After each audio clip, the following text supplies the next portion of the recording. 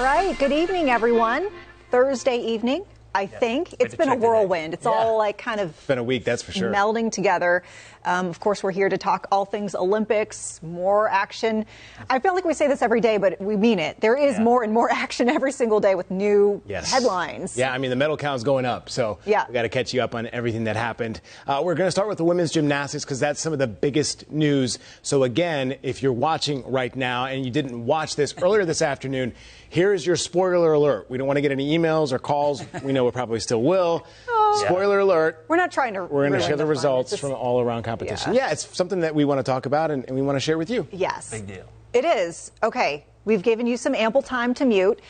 Simone Biles, adding to her legacy as the greatest American gymnast of all time, today capturing another gold, cementing her win with a stellar performance on the floor today. Yeah, shining on the floor in the final rotation. Suni Lee, she put on a show, landing her the bronze. You'll recall Lee won the gold in Tokyo. Now Biles, the third woman to become a two-time Olympic champion. They're calling this the podium of resilience because the Rebecca Andrade from Brazil, she overcame 3 ACL tears in 4 years. She got silver in the all-around competition. So, and obviously we know what Suni Lee has gone through. So what a podium and what an all-around final as well.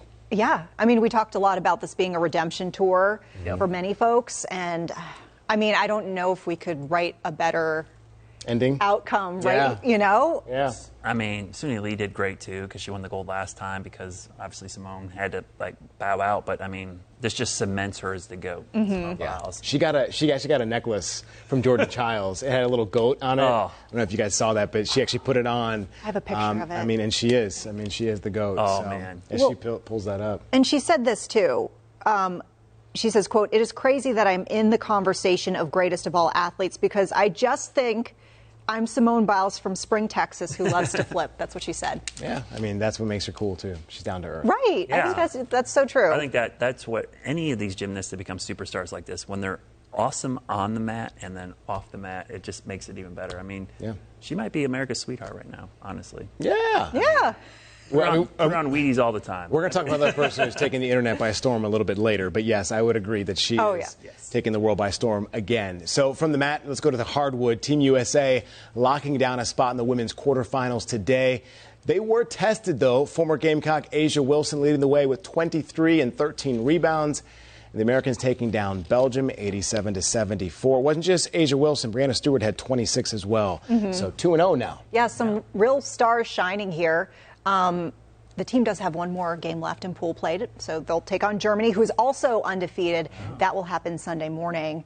So that will be interesting. Yeah, I mean, they are looking for gold. Diana Taurasi, obviously one of the oldest Olympians on the team right now. And, you know, she was commenting about how her eyes are set on nothing else but gold, because it's her last round here. Yeah. So was it would be 8, right? Am I counting? You're right. They've been dominating. For the U.S. women's team. No and it's pressure. nice to see the men and women kind of both playing very well right now. Yeah. You know, it seems like the women always play well, but the men, you know, they've had some ups and downs since the NBA players have come on board, but now they're locked in as well, so it'll be exciting to watch over the next week. Well, I think some of the things where we're seeing the parity, right, with men's and women's is the 3x3 too, but in a much different tone. Boy, we are unfortunately. Oh my. But we've got some good updates here. The Team USA finally making a breakthrough today with that 3x3. After dropping that first match to Australia 17-15, the Americans landed their first win of the Olympics, 17-11. And Butler grad Sierra Burdig had 4 points, 3 rebounds. Wake Forest's De'Erica Hamby had 3 points and a rebound there. The U.S. will take on both France and Canada tomorrow as pool play continues. So they're looking to turn that record around at 1-3. More time to do so. Games ahead, but they cannot lose another one, I do believe. They're bottom of the standings. Yeah, they've got 6 in their pool. I think they've got to be in the top 3, so they've got to get it together here. Yeah, so Saturday will be that shot, and I think Monday is when they get into kind of like the knockout stuff, semifinals and beyond. So we'll be watching that for you. And then let's go to a team that actually trains right here in our backyard. Team USA's women's field hockey team.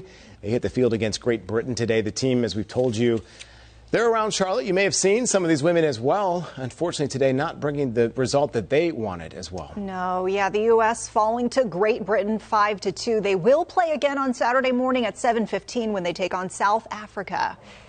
And Abby Tamer had 2 goals. She had the equalizer as well. So they're going to take on South Africa, as you said, on Saturday. So that'll be something to watch out for. Yeah, indeed. And I just, regardless of the outcome, I just love that we are talking about some of these sports and shining a spotlight on Charlotte, all the places that folks come here and actually train. Sometimes they don't even live here, but they come here and they train. Yeah, field hockey is a much bigger sport than people think about, especially for women. It's I know a lot of high schools and colleges have it. It's a main part of their sports. So it's great for a lot of young girls to see these sports, and hopefully that maybe inspire them to play. Yeah, indeed.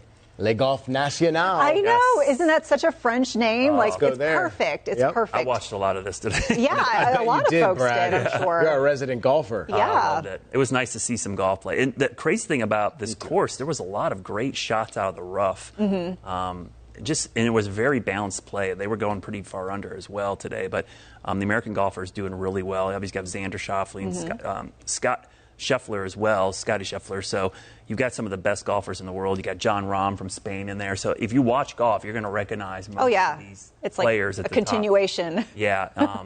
But the course, I was more struck by how nice the course was and how thick the rough was. And the reason I mentioned that is I saw amazing flop shots coming out of the rough. So a lot of these guys, they're showing their skill. If you see right there, see how thick that grass is?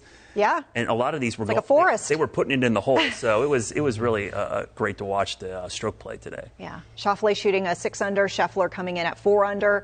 Yeah, so Schauffele's second and the world number 1 sitting tied for 6th. So as you said, a strong start. Obviously, Wyndham Clark is on that team as well, who's been a Wells Fargo champion winner before. I forget the fourth name. Can you guys help me out? Colin Markov. Yeah, there it is. Colin Markov. California. So Japan's Hideki Matsuyama, though, topping the leaderboard at 8 under. The action going to continue tomorrow. Some of those tee-off times are at like 3 a.m., 4 a.m. So if you can get up for that, do so. They're trying to beat the heat, too, because if you saw today, it's been very hot in Paris. They've seen a lot of storms as well. We saw delays for volleyball and 3-on-3 men's basketball, which, by the way, is outside. Yeah. It's just like playing at the park. So they had to, and it wasn't because of rain, it was lightning. Lightning delayed beach volleyball, and the rain made the court slick enough that they stopped for basketball. So they've had weather like us.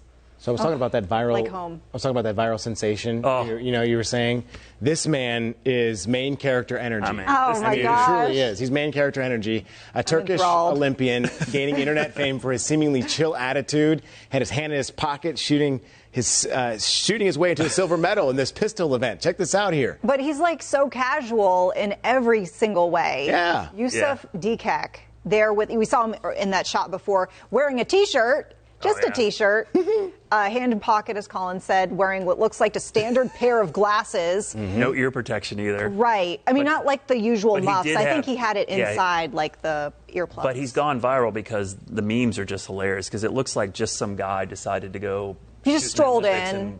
He's 51 got years a old. silver. A lot of people think he's like an assassin. Yeah. Like in the Olympics. That's what I think everyone is. There's like an allure. They're like, there's got to be more to this. I mean, he has 2 quotes that'll live in infamy. One of them is, "I did not need special equipment. I'm a natural shooter." His second was, "Success doesn't come with your hands in your pockets," which I'm not sure that is true because he had his hands in his pocket. Anyway, Dikak he's no newcomer to this. He's been in every Summer Olympics, since 2008. And like I said, the comments just ring true, and obviously they work for him because he's doing pretty well. I have 2 more fun facts that I think everyone will love him more for. Yes. Apparently on his bio page, he lists some stuff, and people have also, now that he's like got this big spotlight on him, they've been doing some snooping. Internet sleuthing. Yes. His hobby is listed as dancing. I want to know what kind of dancing. I can see that. Is it square dancing? Probably break dancing. Is it break dancing, right? Probably. Maybe shag. It's a Carolina thing. And I guess as people have trolled social media, they found out that he's a cat lover. Oh, that's cool. So I just love that. You know, anything that kinda animal makes related. sense. Probably why it's such a steady shot. He's used to having things. But he's a fun Just think, guy. if we didn't have social media, he would be not as famous as he is. It's just one nice. Yeah. A lot of people would have missed it because they wouldn't have seen people this got exposed competition. to it, and it's like then they start digging and go back and watch it. That's just one good thing for social media. There are some, not always a bunch There are a of few them. things, but yeah, There's there's also some not great things. And then, this final topic here. Yes. Yeah. is just, oh my gosh. Come on. What can you say?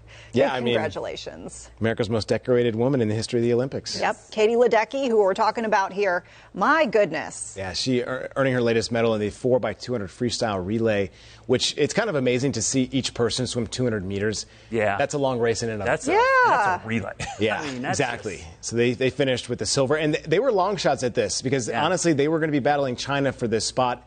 They were able to get it. She is currently 13 medals and could win more. I don't think she's done yet. So she's amazing. I mean, the What do you say? distances and the speed she goes at is just unbelievable. we're in an era of good athletes, I would say. Yeah. Well, I was just thinking, we talk every day about history being made. I know, like in any Olympics, you're probably going to have something like that, but it's like every day there is Not like something breaking new your to own mention. records, Yeah. right? You know what I mean? So, My favorite part about Katie Ledecky was there's a little girl in the stands, and they were highlighting it during the competition tonight, where she pointed and waved. And this little girl was just like, she saw me, and then she looked like she fainted. It was so awesome. I mean, that's why it's so important that if you can't see it, you can't see it. So that girl, I mean, that's a memory she's going to have for the rest of her life. Yep.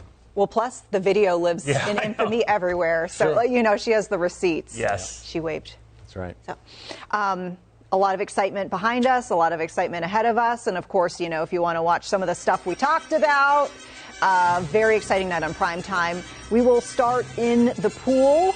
Both men and women racing for the gold starting at 8. Fan favorite gymnastics, as we mentioned, Simone Biles and Suni Lee compete in the all-around final. And then back in the water with the men fighting for a spot in the 50-meter freestyle final. We, of course, will be on with our late newscast, 11 p.m. And if you want the full lineup of the games any single day that, you're looking forward to seeing some action, we've got you covered. You can find our on-air and streaming schedule right now on the homepage. Log on to WCNC.com. We'll see you in about 12 minutes for our 7 o'clock newscast.